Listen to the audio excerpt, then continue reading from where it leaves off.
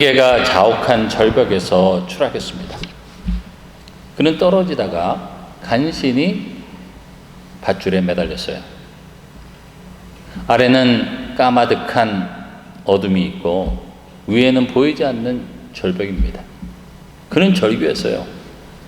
누구 없습니까? 제발 살려주세요. 그때 위에서 들려오는 한 음성이 있었습니다. 내가 너를 보고 있다. 밧줄을 놓아라. 산악인은 두려움에 떨며 외쳤어요. 다른 사람 없습니까? 그는 결국 밤새 밧줄을 붙잡고 떨다가 얼어 죽었습니다. 다음 날 구조대가 발견한 그의 시신은 땅에서 겨우 1m 위에 매달려 있었어요. 그는 보이지 않는 음성을 믿지 못해서 죽었고, 우리는 보이지 않는 하나님을 믿음으로 살아갑니다. 사랑하는 성도 여러분, 이 히브리서 11장은 성경 전체에서 믿음이 무엇인가를 가장 명확하게 우리에게 가르쳐주고 있는 장입니다. 그리고 그 첫문이 바로 오늘 본문이죠.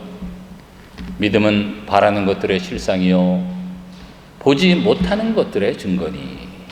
그렇습니다. 믿음은 단순한 종교적 감정이 아니고 막연한 낙관주의도 아닙니다. 믿음은 보이지 않는 하나님을 실제보다 더 실제로 여기는 전인격적인 신뢰라고 하는 거예요. 오늘 우리는 이 말씀을 통해서 믿음의 본질이 무엇인가, 다시 말해서 믿음이 과연 무엇인가, 또 믿음의 전인격적인 요소, 또 행함으로 드러나는 믿음을 함께 살펴보려고 합니다. 첫째, 믿음이 과연 무엇이겠습니까? 이 믿음이라고 하는 말은 헬라어로 피스티스예요. 이 단어는 신뢰한다 혹은 확신. 교회 다니면서 설교를 듣거나 성경 공부를 해서 하나님을 알고 예수 그리스도가 누구신지 아는 지적인 믿음에 머무르는 것만으로는 충분하지 않다고 하는 거예요. 왜냐하면 그 지식이 삶을 변화시키지 못하면 아무런 소용이 없는 것입니다. 야고보서 2장 19절에 보면 내가 하나님은 한 분이신 줄을 믿느냐? 잘하는 거다. 귀신들도 믿고 떠내니라고 했어요. 귀신들이 하나님이 누구신지, 예수님이 십자가 위에서 죄인들의 죄를 대신 지시고 돌아가신 것을 아주 잘 압니다.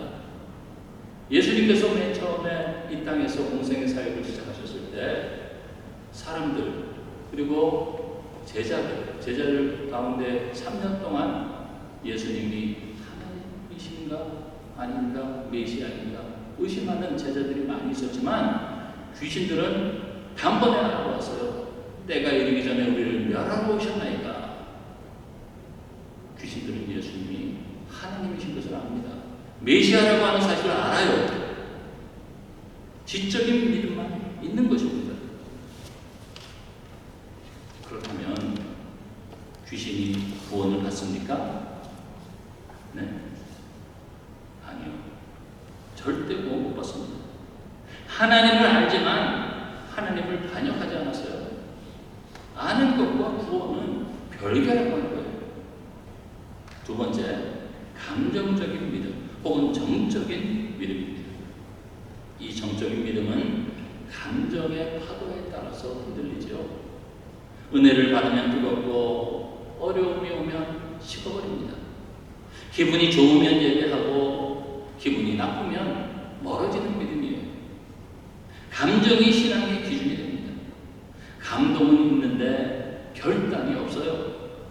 예수님께서 죄인을 위해서 십자가에 달려 돌아가셨다고 하는 설교를 들으면 은혜를 받아서 눈물을 흘립니다. 그런데 마음뿐이지 삶의 방향은 그대로예요. 좋은 말씀이다 해서 끝나고 그 말씀대로 살겠다 하고 이어지지 않습니다. 감정이 사라지면 신앙도 멈추지요. 은혜의 감정이 없으면 기도도 멈추고, 감동이 없으면 말씀도 멀어지고, 그냥 감정이 신앙의 연료가 되어버린 거예요. 하나님과의 관계가 감정 중심입니다. 하나님을 인격적으로 신뢰하기보다 내가 느끼는 감정을 신뢰해서 하나님보다 내 감정이 더 큰 원인을 가집니다. 고난 앞에서 쉽게 무너지죠. 감정적인 믿음은 뿌리가 얕기 때문에 시험이 오면 금방 흔들리고 낙심합니다. 예를 들면 씨 뿌리는 비유의 돌박과 같은 상태인 거예요. 말씀을 들을 때는 즉시 기쁨으로 받지만 뿌리가 없어서 혼란이 오면 곧 넘어지는 사람이에요. 감정은 있지만 뿌리, 즉 의지나 결단이나 순종이 없습니다. 그래서 세 번째, 의지적인 믿음까지 있어야 되는 거예요. 의지적인 믿음, 즉 순종으로 나타나는 믿음이 있어야 합니다. 믿음은 반드시 행동으로 이어져야 하는 거죠. 믿음은 순종의 발걸음으로 완성됩니다. 야고보는 야고보서 2장 17절에서 행함이 없는 믿음은 그 자체가 죽은 것이라고 말했어요. 야고보는 행함으로 구원받는다고 하는 말을 하는 것이 아닙니다. 오히려 참된 믿음은 반드시 행함으로 드러난다고 하는 것을 말씀하고 있는 거예요. 그래서 야고보서 2장 22절에 믿음이 그의 행함과 함께 일하고 행함으로 믿음이 온전하게 되었느니라 했어요. 그렇습니다. 이 믿음은 구원의 원인이고 행함은 구원의 열매입니다. 아브라함은 이삭을 바칠 때 행함으로 믿음을 증명했습니다. 그리고 라합은 정탐꾼을 숨김으로 믿음을 행동으로 나타냈어요. 어느 아파트에 큰 화재가 났습니다. 연기 속에서 한 아이가 창문에 매달려서 울고 있었어요. 소방관이 외쳤습니다. 얘야, 뛰어내려라. 내가 받아줄게. 아이는 두려움에 떨면서 말했습니다. 아저씨가 안 보이는데요. 소방관은 다시 외쳤어요. 괜찮아. 나는 너를 보고 있단다. 너는 나를 못 봐도 나는 너를 보고 있어.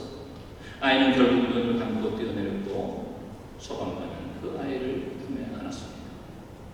사랑하는 성도 여러분, 믿음은 보이지 않아도 뛰어내리는 용기예요. 즉 의지의 순종이라고 하는 것입니다. 믿음은 말이 아니라 행동으로 증명되는 거예요. 마지막 세 번째입니다. 이 믿음의 본질은 결국 우리 주 예수 그리스도입니다. 히브리서 11장에 나오는 모든 믿음의 영웅들은 결국 그리스도를 향한 믿음을 보여주고 있는 거예요. 이 아벨의 제사는 그리스도의 피를 예표하는 것이고요. 또 노아의 방주는 그리스도의 구원을 예표합니다.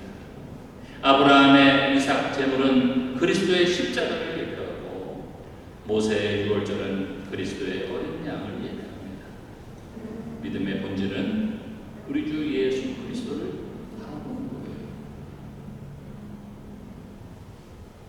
광야에서 뱀에게 물려 죽어온 사람들이 모세가 매달아 놓은 노뱀을 본 사람들, 그 사람들은 다 살아났어요. 구원을 받았습니다. 하지만 노뱀이 무슨 효력이 있어 하고 의심하고 쳐다보지 않는 사람은 다 죽었습니다. 그렇습니다. 우리는 예수 그리스도 한 분 외에는 하늘나라에 갈 길이 없다고 하는 사실을 믿어야 합니다. 예수 그리스도를 바라보는 거예요. 믿음의 창시자요 완성자이신 예수께서 우리의 믿음을 시작하시고 완성하신다고 하는 것입니다. 사랑하는 성도 여러분, 믿음은 천국의 실질적인 증서입니다. 천국행 티켓이에요. 믿음은 보이지 않는 하나님을 실제보다 더 실제로 여기는 확신입니다. 믿음은 지, 정, 의가 함께 움직이는 전인격적인 신뢰죠. 그리고 믿음은 반드시 행함으로 드러나는 살아있는 믿음이어야 합니다. 우리는 어떻게 믿음의 본질을 붙들어야 합니까? 첫째, 말씀을 통해서 믿음의 지성을 세워야 합니다. 말씀을 모르면 믿음이 흔들리게 되어져 있어요. 그리고 두 번째, 기도로 하나님과 교제하면서 감정의 믿음을 세워야 합니다. 기도는 하나님을 실제로 의지하는 행위이지요. 그리고 세 번째, 순종의 발걸음을 내딛어서 의지의 믿음을 세워야 합니다. 믿음은 행동할 때 자라게 되어져 있어요. 우리는 항상 우리 주 예수 그리스도를 알아봐야 합니다. 믿음의 본질은 바로 그리스도입니다. 믿음은 보이지 않는 하나님을 실제보다 더 실제로 여기는 전인격적인 신뢰인 거예요. 오늘도 우리 주 예수 그리스도를 바라보면서 지식과 감정과 의지가 함께 움직이는 살아있는 믿음, 행함으로 증명되는 믿음, 천국의 실질적인 증서의 믿음으로 서는 우리 모두가 되어줄 수 있기를 우리 주님의 이름으로 축원드립니다. 기도하겠습니다. 사랑과 은혜가 충만하신 아버지 하나님, 오늘